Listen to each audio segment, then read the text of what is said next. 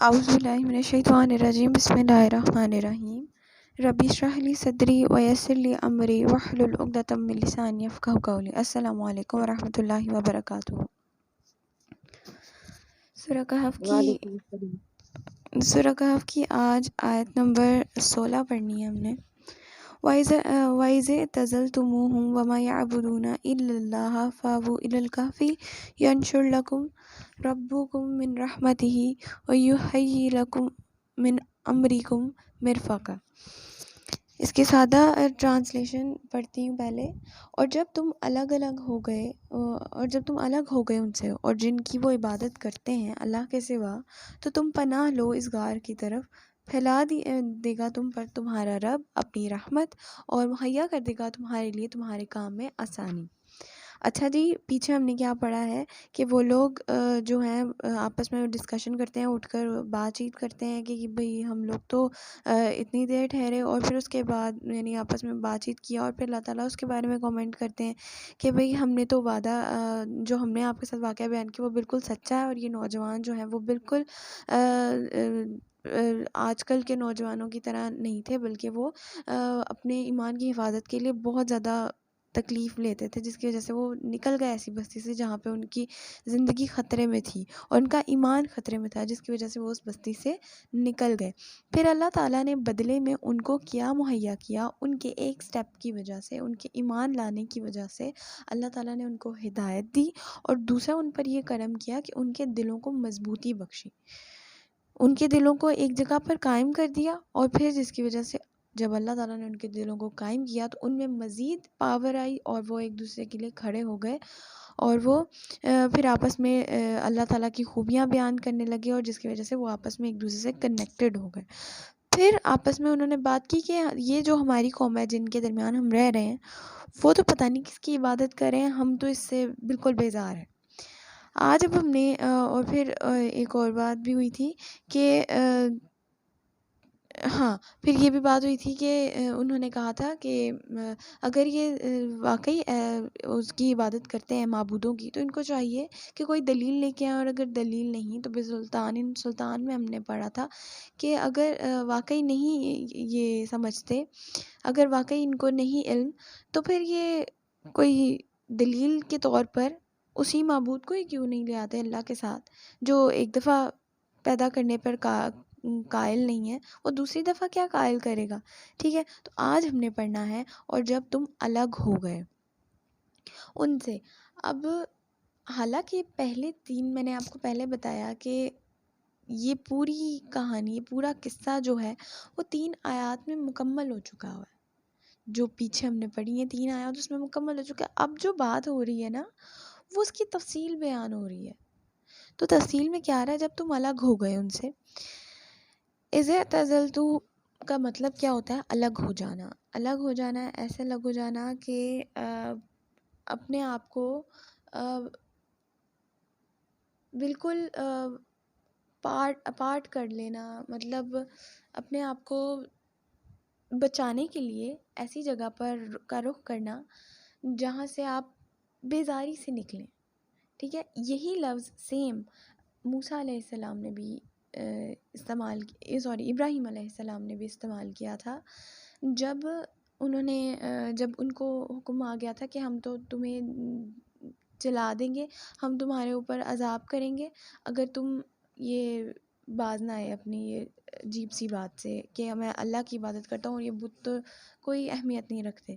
تو ابراہیم علیہ السلام نے تب یہ الفاظ استعمال کیا تھا، یہ لفظ استعمال کیا تھا کہ میں تو الگ ہو جاؤں گا اس کے بعد جب میں ایک دفعہ اپنا پیغام ان لوگوں تک پہنچا دوں گا، اور پھر میں یقین کرتا ہوں کہ میں اس کے بعد جو پریشان نہیں ہوں گا، میں اس کے بعد مجھے تکلیف کوئی نہیں ہوگی، کوئی ریگریٹ نہیں رہے گا، مجھے کوئی افسوس نہیں رہے گا کہ میں نے کیا کر دیا۔ ٹھیک ہے، اور یہی الفاظ نبی صلی اللہ علیہ وسلم نے بھی استعمال کیے تھے کہ میں بیزار نہیں ہوں گا اس کے بعد جو کہ یہ جس کی عبادت کرتے ہیں، یعنی میں جس کی عبادت کرتا ہوں میں اس سے راضی ہوں، اور جس کی یہ لوگ عبادت کرتے ہیں میں اس سے بیزار ہوں، اس لیے میں ان سے الگ ہو جاؤں گا۔ تو یہی الفاظ انہوں نے بھی اب جو ہے اصحاب الکہف نے بھی استعمال کیے کہ اللہ تعالیٰ نے ان کے لیے یہ لفظ استعمال کیا کہ جب تم الگ ہو گئے، یعنی اس کے پیچھے ایک پوری سٹوری ہے کہ کس وجہ سے، کیونکہ باقی کانٹیکسٹ میں ہم نے، جیسے میں نے ابھی آپ کو بتایا، ابراہیم علیہ السلام نے استعمال کیے، نبی صلی اللہ علیہ وسلم نے استعمال کیا. تو اگر ہم لوگ بعض چیزوں کے بعض معنی کو صرف اس کی پوری ہسٹری نہیں جانیں گے، اس کے مزید کانٹیکسٹ نہیں جانیں گے کہ یہ کہاں کہاں استعمال ہوئے ہیں لفظ، تو شاید ہم انصاف نہیں کر سکتے جس جگہ پہ یہ لفظ استعمال ہو.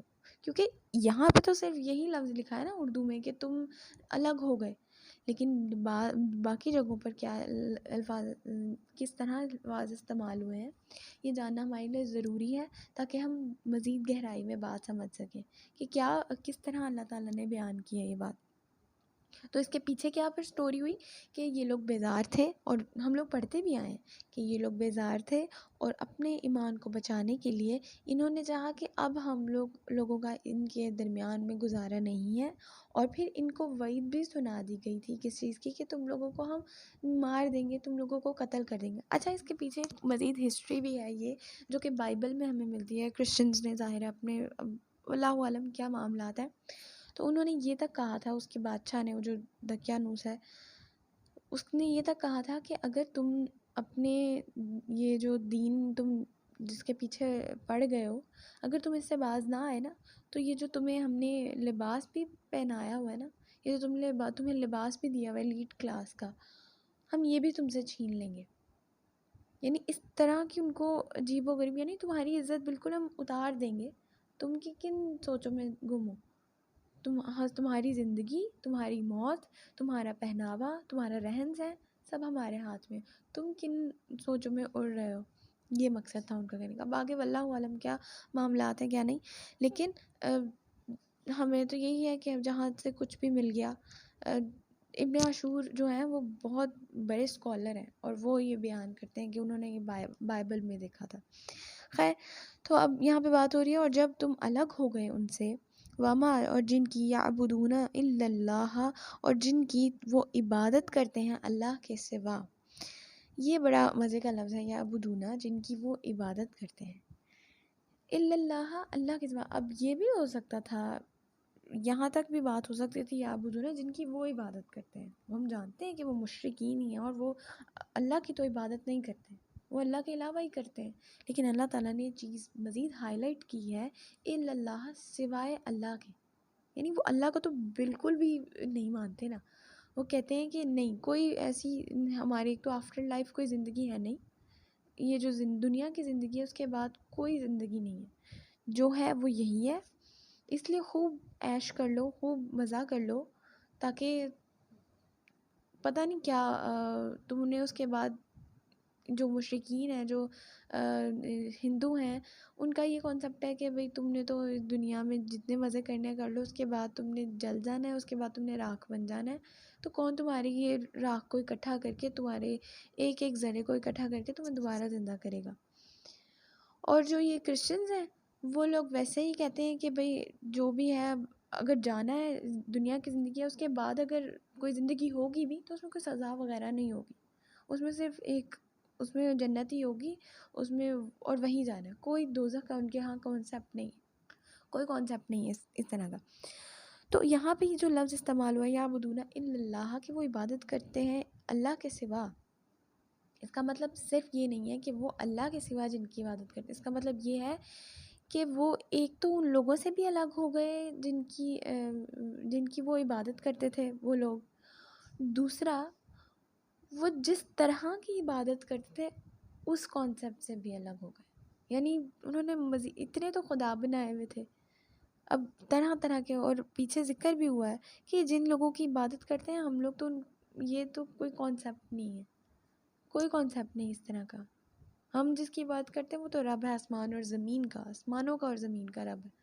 یہ ان کا ویو تھا، پوائنٹ آف ویو تھا، اور یہی پوائنٹ آف ویو اللہ تعالیٰ بھی بیان کر رہے ہیں ان کے بہاف پر، کہ جب تم الگ ہو گئے تھے ان سے، جس کی وہ عبادت کرتے تھے، پلس جس طرح کی وہ عبادت کرتے تھے، تم نے اس سے بالکل بیزاری کی اختیار، اور تم ان سے الگ ہو گئے، کٹ آف ہو گئے، بالکل ان سے تم نے راستہ الگ کر لیا.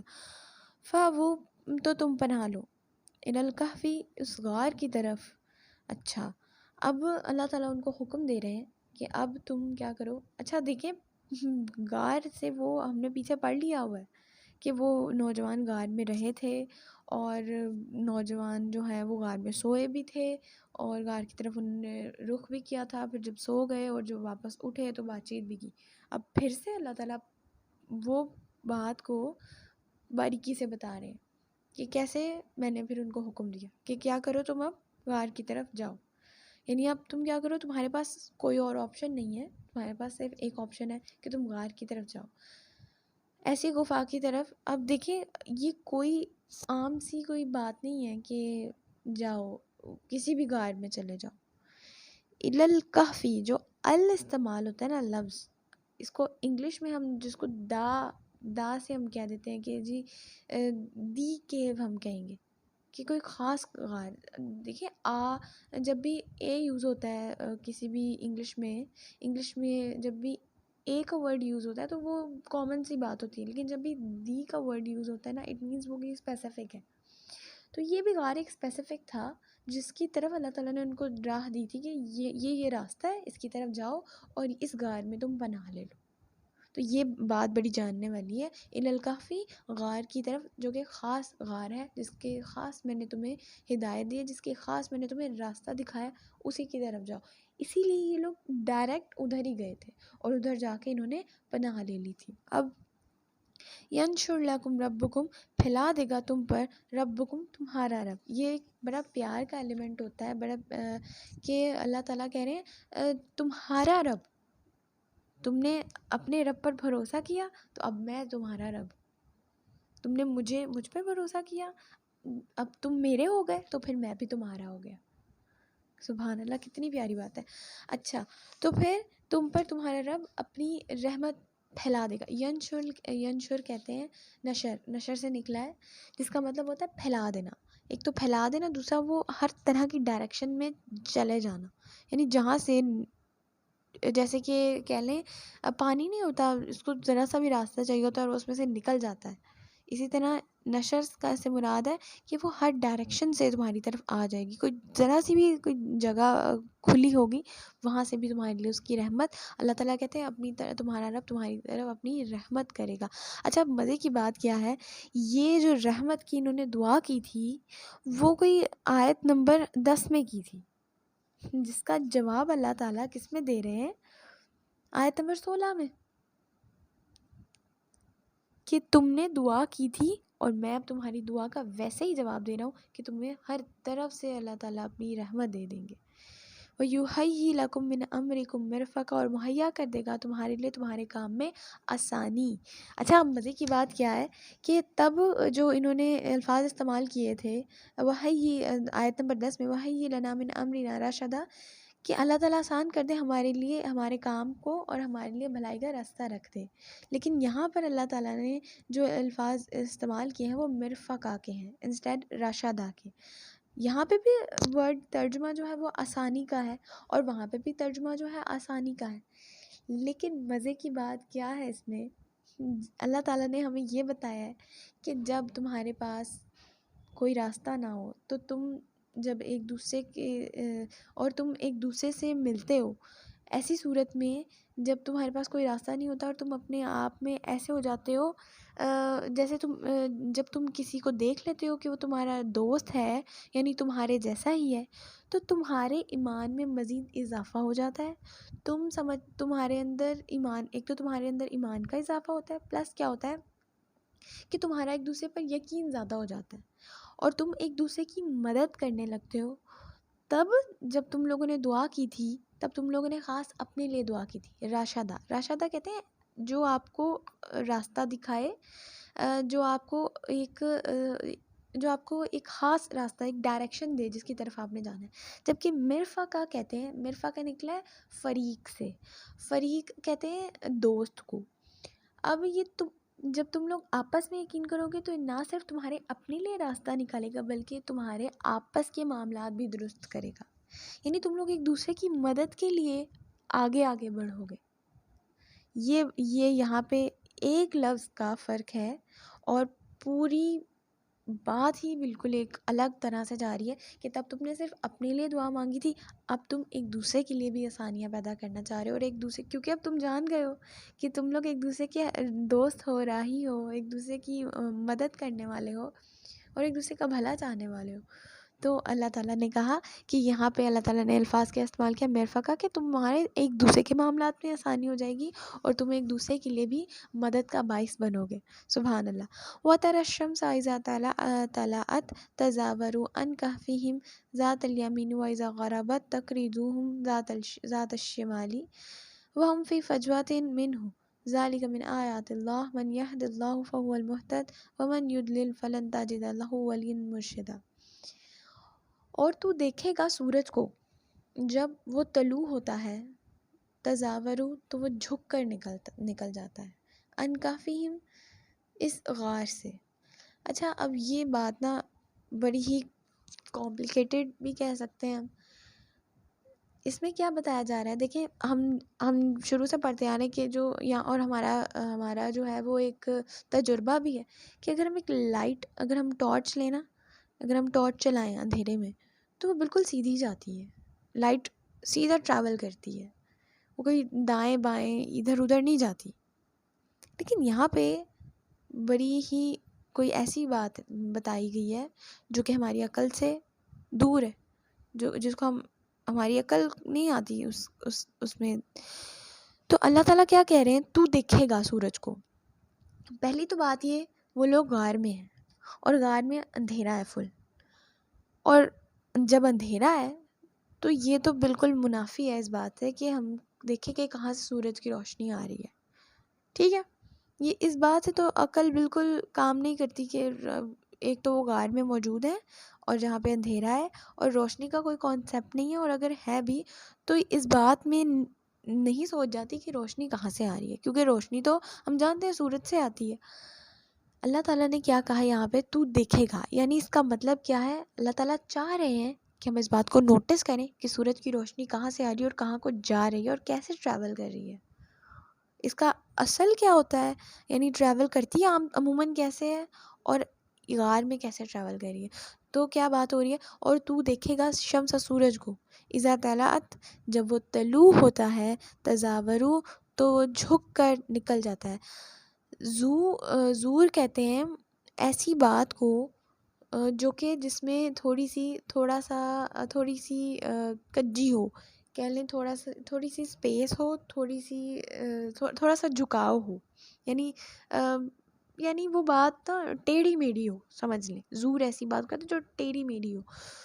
یہاں پہ بھی یہی بات ہو رہی ہے، تزاورو وہ جھک کر نکل جاتی ہے. اب لائٹ سورج اگر طلوع ہوا ہے تو اس کا مقصد یہ ہے کہ غار کے اگر بالکل اونچائی پر ہے تو طلوع جو ہے جو مشرق کی طرف ہے تو اس کو مشرق کی طرف ہی جانا ہے. اب یہاں پہ بتانے کا مقصد کیا ہے، جھک کر نکلنے کا مقصد کہ اگر وہ مشرق سے نکل رہا ہے سورج تو اس نے ڈائریکٹ مشرق کی طرف روشنی نہیں دی غار میں، اس نے مشرق سے تھوڑا سا، اس نے کیا اس نے مشرق سے اس کو کیا کہتے ہیں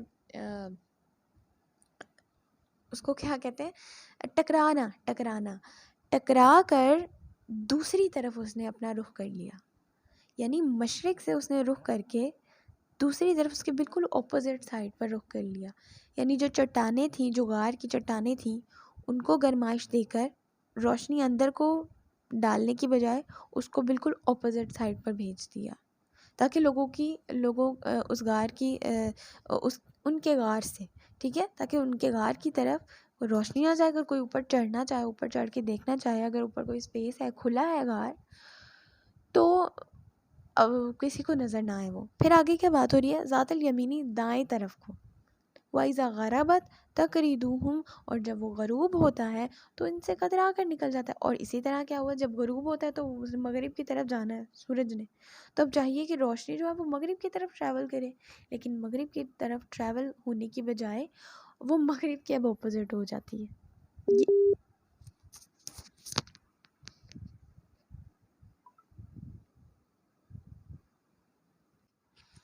تو وہ مغرب کی طرف چلا جاتا ہے.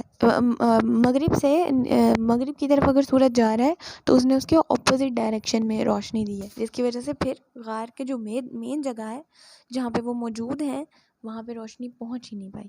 اب دیکھیں جی آگے کیا بتایا جا رہا ہے، وَهُمْ فِي فَجْوَةٍ مِّنْهُ، اور وہ کھلی جگہ میں ہیں اس غار میں. فجوہ کہتے ہیں ایک نہر کو کہتے ہیں، مطلب جو ایسی نہر ہوتی ہے جو کہ پہاڑوں کے بیچ میں نا، پہاڑوں کے بیچ میں سے جس نے راستہ نہیں بنایا ہوتا اس نہر کو کہتے ہیں. اب یہ اس کا ایک چھوٹا سا پارٹ ہے فجوہ، یعنی چھوٹی سی جگہ ہے جہاں پہ یہ بہت موجود ہے. کھلی جگہ ہے، جیسے کہ ارد گرد پہاڑ ہوتے ہیں اور کھلی جگہ ہوتی ہے جس میں سے نہر چل رہی ہوتی ہے.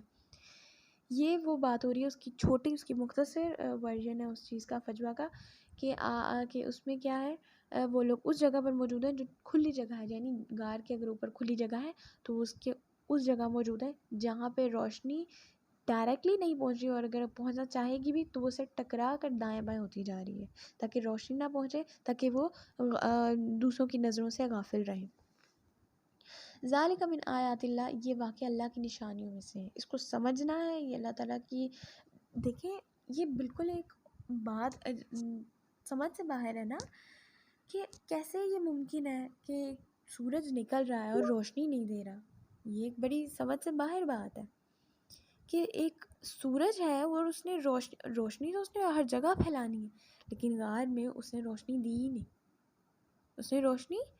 ہی نہیں. بلکہ اسے ٹکرا کر اللہ تعالیٰ کی طرف سے اسے ٹکرا کر، کیونکہ اللہ تعالیٰ نے ان سے وعدہ کیا کہ میں تمہارے لیے رحمت کو ہر جگہ پھیلا دوں گا. اور دیکھیں اللہ تعالیٰ نے ان کے لیے رحمت کو پھیلا دیا.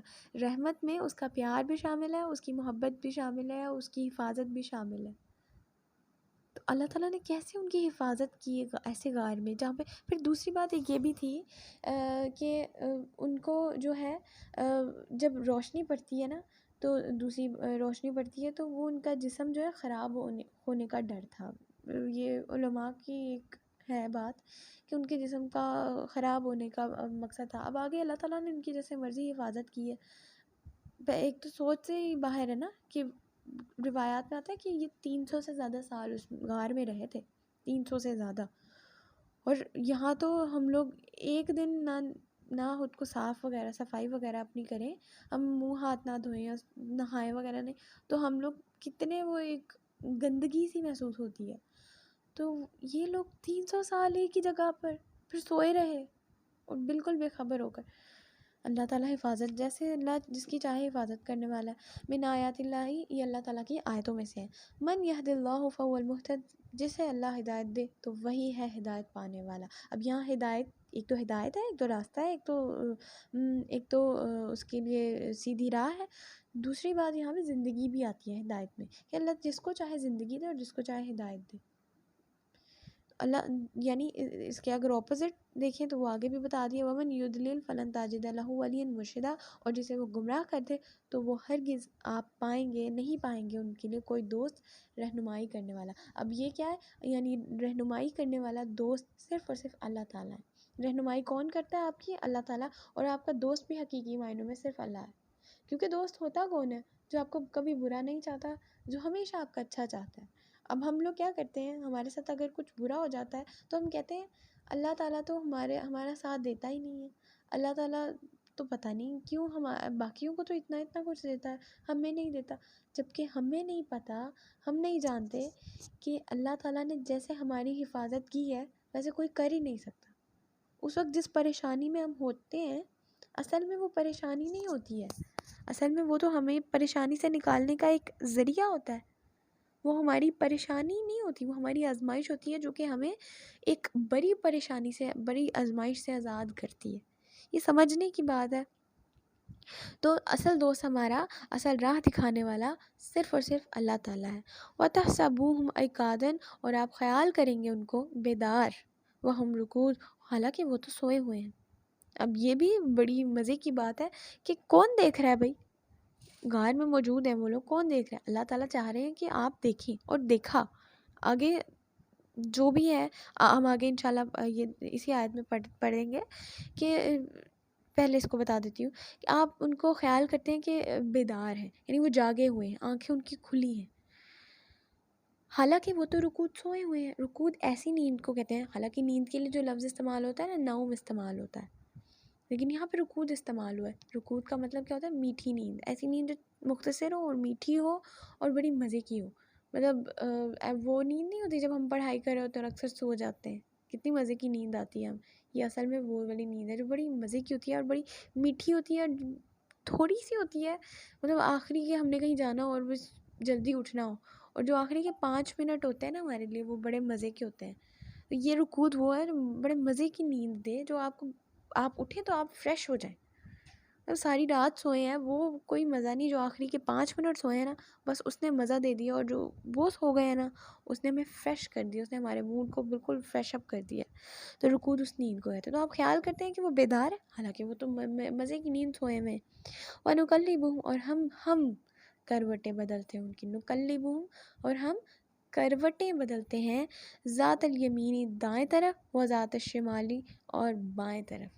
اب کروٹیں بدلنے کا کیا کانسیپٹ ہے کہ علماء نے یہ اس کی پریڈکشن کی ہے. علماء نے یہ کہا ہے کہ اگر ایک انسان، سائنس بھی یہی کہتی ہے کہ اگر ایک انسان ایک طرف کو سویا رہے تو اس کی بلڈ سرکولیشن جو ہوتی ہے نا وہ رک جاتی ہے اور ایک کی طرف خون جو ہے جم جاتا ہے.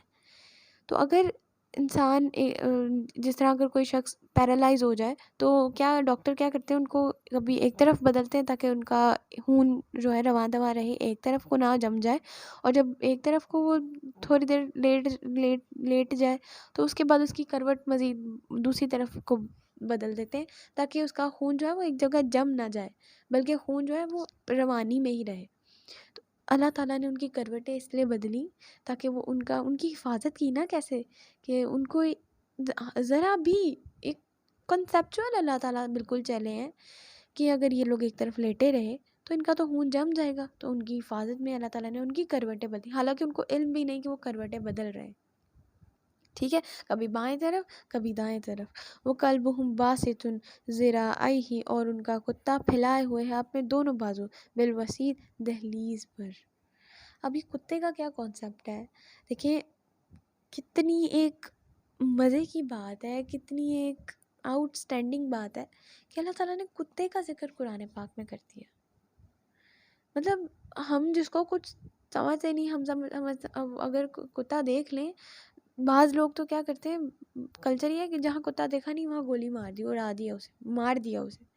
کیوں؟ کیونکہ پسند نہیں کرتے اسے، اور اس لیے کہ سمجھتے ہیں حرام ہے. اگر کھانا حرام کیا اللہ تعالیٰ نے، اس کا مطلب یہ نہیں ہے کہ اس کو دیکھنا یا اس کا پاس سے گزرنا بھی حرام کیا ہے. ایسا کچھ نہیں ہے. یہ بھی اللہ تعالیٰ کی ایک مخلوق ہی ہیں جن کو جینے کا حق دیا ہے اللہ تعالیٰ نے، جن کو سانس اللہ تعالیٰ نے دی ہے، تو اس کو مارنے کا حق ہم نہیں رکھتے. ٹھیک ہے، تو اللہ تعالیٰ نے کتے کا ذکر قرآن پاک میں کر دیا. اور دیکھیں مزے کی بات کہ وہ جو ان کا ظالم بادشاہ تھا اس کا ذکر تک نہیں کیا اللہ تعالیٰ نے. اس کا آپ دیکھیں کہیں ذکر آیا ہے اس کا؟ جو بھی ہم نے پڑھا وہ تو ہم نے جو روایات ہیں، ڈسکشن ہے، حدیثیں ہیں، ان میں ہم نے پڑھا نا اس کے بارے میں.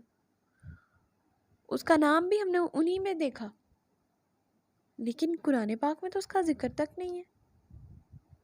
کیا اس میں اللہ تعالیٰ کی حکمت ہے کہ اللہ تعالیٰ پسند ہی نہیں کرتے ان لوگوں کا ذکر کرنا.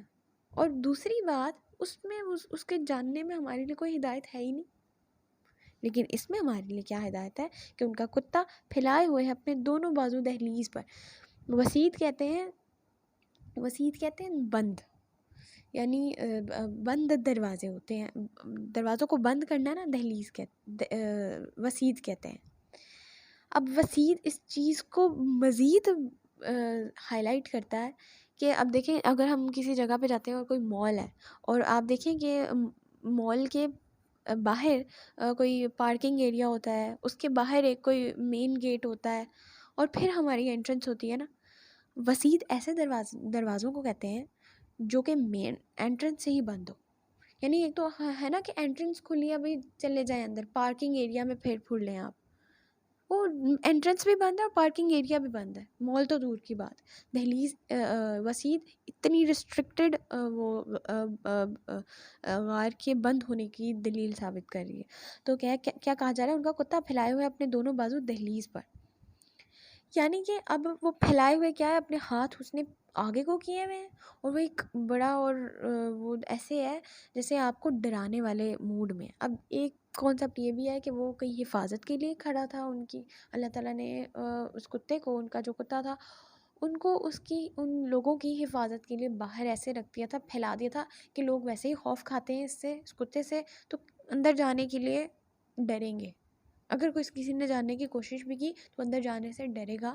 اللہ تعالیٰ نے ان کی حفاظت ایسے کر دی، ٹھیک ہے۔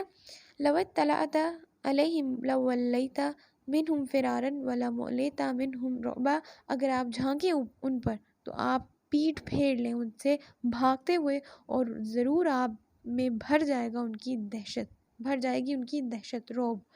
اب کیا بتایا جا رہا ہے، اگر کوئی شخص چڑھے، اگر آپ جھانکیں، اگر کوئی شخص غار پر چڑھنا چاہے کہ بھئی وہ دیکھیں اندر کیا ہے، بڑے عرصے سے یہیں پہ موجود ہے بڑے عرصے سے غار یہیں پہ موجود ہے اور یہ کتا بڑے عرصے سے یہیں پہ بیٹھا ہے، تو اگر ہم چاہیں ہم مین طرف سے نہیں بلکہ ہم اوپر سے جانا چاہیں، ہم اوپر کی طرف سے جائیں تو دیکھیں تو صحیح کہ اندر کیا ہے۔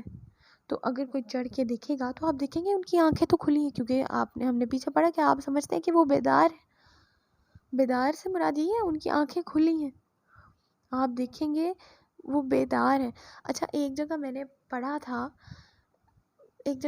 کیا پڑھا تھا ان کے بارے میں، یہ اصحاب الکہف کے بارے میں، کہ یہ ایک ایسے ماحول میں اندر تھے، کیونکہ اندر غار تھا نا، بالکل اندھیرا تھا، آکسیجن بھی نہیں تھی، تو یہ ایسے تھے کہ زمین سے نا بالکل ان کو اٹھایا ہوا تھا۔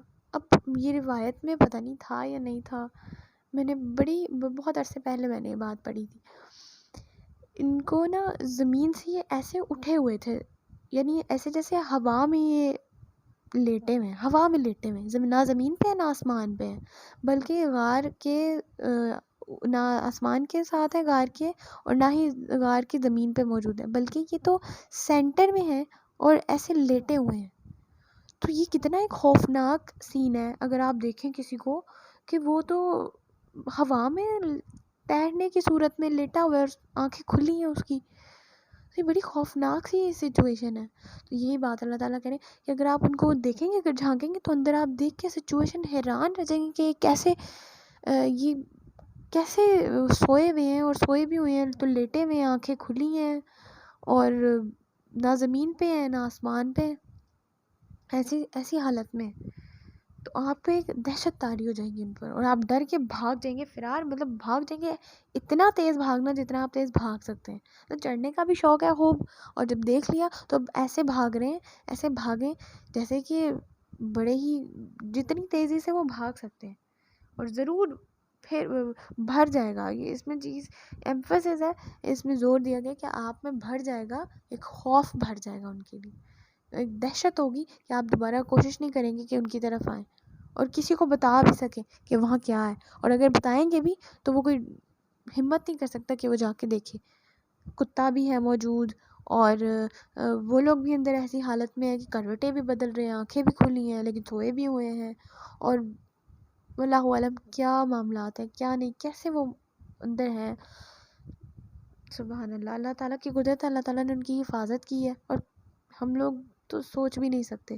پھر اللہ تعالیٰ اسی لیے کہتے ہیں جس کو اللہ زندگی دے، جس کو اللہ ہدایت دے، تو کون ہے جس کو گمراہ کر دے، اور جس کو اللہ گمراہ کر دے تو پھر کون ہے جس کو واپس موڑ دے، کون اس کو راستہ دکھائے۔ اللہ تعالیٰ ہمیں ہدایت یافتہ لوگوں میں شامل کریں اور گمراہی سے محفوظ رکھیں۔